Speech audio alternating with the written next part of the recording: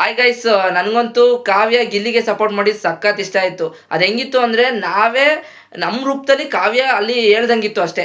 ಕರೆಕ್ಟಾಗಿ ಹೇಳಿದ್ಲು ಕಾವ್ಯ. ಅದನ್ನು ಸುದೀಪ್ ಸರು ಸ್ವಲ್ಪ ತಿರ್ಗಾ ಮುರ್ಗಾ ಮಾಡಿ ಏನೋ ಹೇಳಿದ್ರು ಬಿಡಿ. ಅವ್ರ ಕೆಲಸ ಅವ್ರು ಮಾಡಿದ್ರು ಸುದೀಪ್ ಸರು. ಆಮೇಲೆ ಅಲ್ಲಿ ಗಿಲ್ಲಿದು ತಪ್ಪೈತೆ ಅಂತ ಹೇಳ್ತಾ ಇಲ್ಲ, ಗಿಲ್ಲಿದು ತಪ್ಪೈತೆ, ಅವ್ರದ್ದು ತಪ್ಪೈತೆ, ಇಬ್ರದ್ದು ಸಮನಾಗೈತೆ ಅಂತಲೇ ಹೇಳಿದ್ರು ಸುದೀಪ್ ಸರು.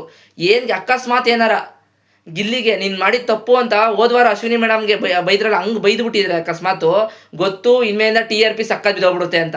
ಅದಕ್ಕೋಸ್ಕರ ಹೆಂಗೆ ಹೇಳ್ಬೇಕು ಹಾಗೆ ಹೇಳಿದ್ರು ಸುದೀಪ್ ಸರ್ ಅವನಿಗೆ.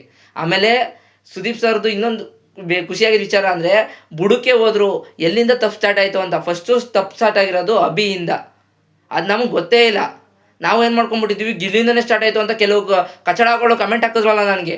ಅವ್ರಿಗೆ ಇವಾಗ ಹೇಳ್ತಾ ಇದ್ದೀನಿ ಕೇಳಿ, ಗಿಲ್ಲಿಯಿಂದ ತಪ್ಪಾಗಿಲ್ಲ, ಮ್ಯಾನೇಜರಿಂದ ತಪ್ಪಾಗಿರೋದು. ಅಕಸ್ಮಾತು ಮದುವೆ ವಿಚಾರ ಮಾತಾಡಿದಾಗ ಮ್ಯಾನೇಜರೇ ಅಕಸ್ಮಾತ್ ಏನಾರು ಹೇಳಿದರೆ ಗಿಲ್ಲಿ ಆ ತಪ್ಪೇ ಮಾಡ್ತಾ ಇರಲಿಲ್ಲ.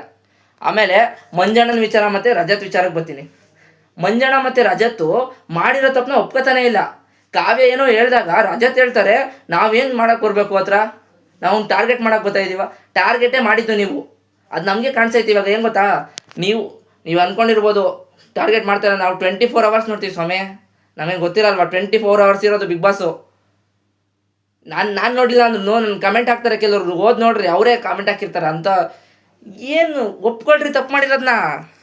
ಧ್ರುವಂತವ್ರದ್ದು ಟೀ ಗಾಂಚಲಿ. ಟೀ ಅಂದರೆ ತಲೆ ಅಂತೆ ನಮ್ಮ ಧ್ರುವಂತಣ್ಣಂಗೆ.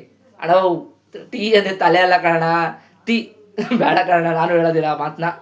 ಅಷ್ಟೇ ಗೈಸ್, ನನಗೆ ಇವತ್ತು ಸಖತ್ ಖುಷಿ ಆಯಿತು. ಇನ್ನೊಂದು ವೀಡಿಯೋದಲ್ಲಿ ಹೇಳ್ತೀನಿ ಅದ್ರ ಬಗ್ಗೆ. ಬಾಯ್.